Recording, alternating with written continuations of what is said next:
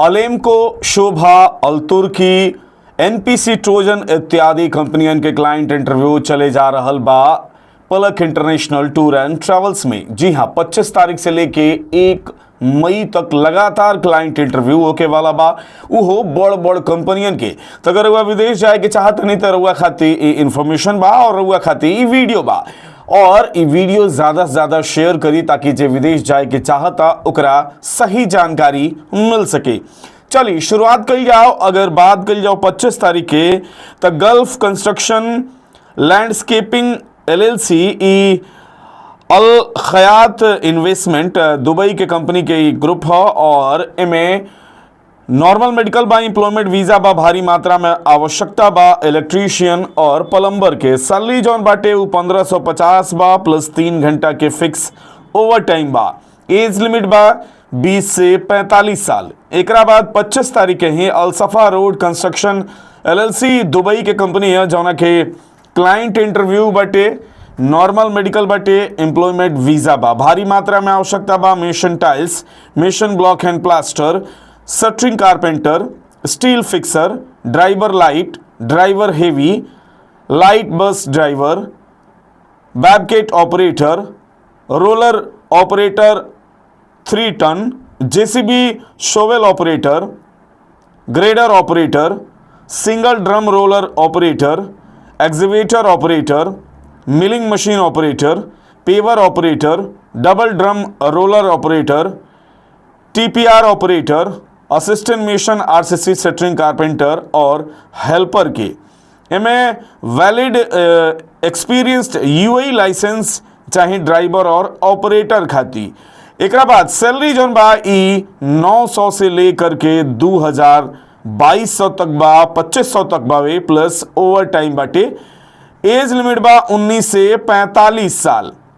एकरा बाद जिनको कॉन्ट्रैक्टिंग कंपनी एलएलसी शारजहां के कंपनी है जाना के क्लाइंट इंटरव्यू बाटे, नॉर्मल मेडिकल बा, एम्प्लॉयमेंट वीजा बा, भारी मात्रा में आवश्यकता बा mason tiles, mason block and plaster, steel fixer, shuttering carpenter, scaffolding, assistant mason RCC centering carpenter और हेल्पर के।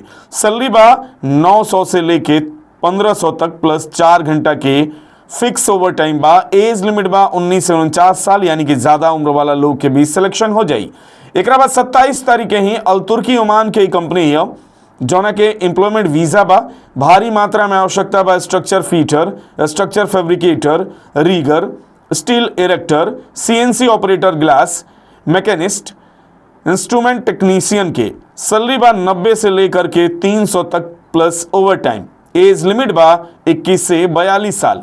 एकरा बाद 27 तारीख के ही Al Safar general construction company LLC Dubai के कंपनी है जौना के नॉर्मल मेडिकल बा, एम्प्लॉयमेंट वीजा बा, भारी मात्रा में आवश्यकता बा shuttering carpenter, steel fixer, assistant mason RCC centering carpenter और हेल्पर के। सैलरी बा 900 से लेके 1025 plus over time. Age limit बा 22 से 40 साल। एकरा बाद 28 तारीख के अलसफर दुबई के कंपनी ही जौना के क्लाइंट इंटरव्यू बटे, नॉर्मल मेडिकल बा, एम्प्लॉयमेंट वीजा बा, भारी मात्रा में आवश्यकता बा electrician, plumber, ductman, duct fitter, fabricator की। सैलरी बा 1000 से लेके 1400 तक plus over time. Age limit बा 20 से 40 साल। 8 घंटा की ड्यूटी प्लस 2 घंटा के ओवर टाइम फिक्स बा। एक बाद 28 तारीख ही अल्तुर्की ओमान के क्लाइंट इंटरव्यू बटे जौना के भारी मात्रा में आवश्यकता बा, एम्प्लॉयमेंट वीजा बा, banksman, electrician, industrial and plant, fitter, crusher plant, operator, pole hole rig. Salary बा 90 से लेकर के 200 तक plus over time. Age limit बा 21 से 42 साल। एक बाद 29 तारीख के एनपीसी ट्रोजन यूएई की कंपनी है जौना के नॉर्मल मेडिकल बा, भारी मात्रा में आवश्यकता बा मेसन, स्टील फिक्सर, शटरिंग कारपेंटर कम आरसीसी, रीगर, फैब्रिकेटर्स के। सैलरी बटे 1000 से लेकर के 1800 तक। टारगेटेड सैलरी जौन बटे वो 1500 से लेके 2400 तक बा। एज लिमिट बा 18 से 45 साल। 8 घंटा की ड्यूटी बा प्लस 4 घंटा के फिक्स ओवर टाइम बा। 30% काम जाने वाला के भी सिलेक्शन में हो जाई।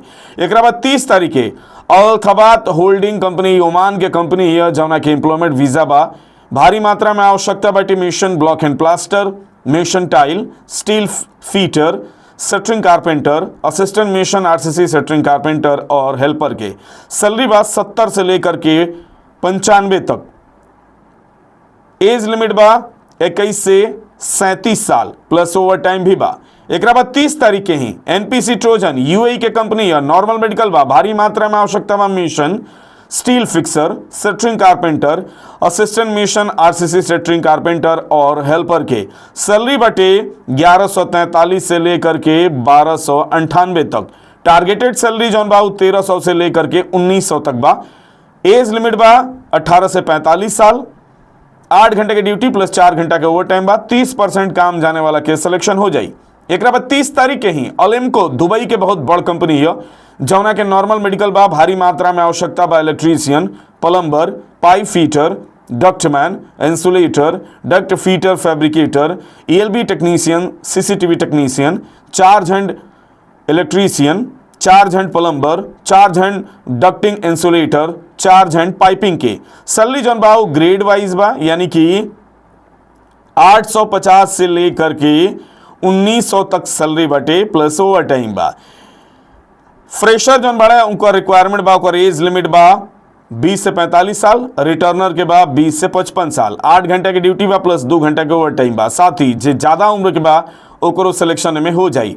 ओकरा बाद 1 तारीख के शोभा कंपनी के क्लाइंट इंटरव्यू बटे नॉर्मल मेडिकल बा, एम्प्लॉयमेंट वीजा बा, भारी मात्रा में आवश्यकता बा mason block plaster, mason tiles, scaffolder, gypsum carpenter,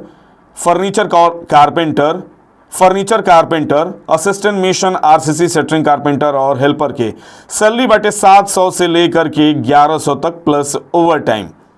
एज लिमिट बा 21 से 42 साल। ओकरा अलावा शोभा कंपनी से मिले वाला हर एक प्रकार के सुविधा, जैसे एम्प्लॉय के पत्नी के खाता में हर महीना 2000 रुपया प्लस बच्चन के पढ़ाई खातिर सालाना 10,000 रुपया दिहल जाला, जौन 1 से 12 साल तक के बच्चा होला सा ओकनी खाती। तो अगर वह विदेश जाए के चाहता नहीं तो ई सारा क्लाइंट इंटरव्यू होके वाला बा, इंटरव्यू दी, सिलेक्शन हो जाई तो जांच परख करके तब विदेश जाई। एक अलावा और दोस्त साथी हित मित्र रिश्तेदार जे भी विदेश जाए के इच्छा रखता ओकरा तक की वीडियो जरूर पहुंचाई और देखत रही मैच बॉक्स।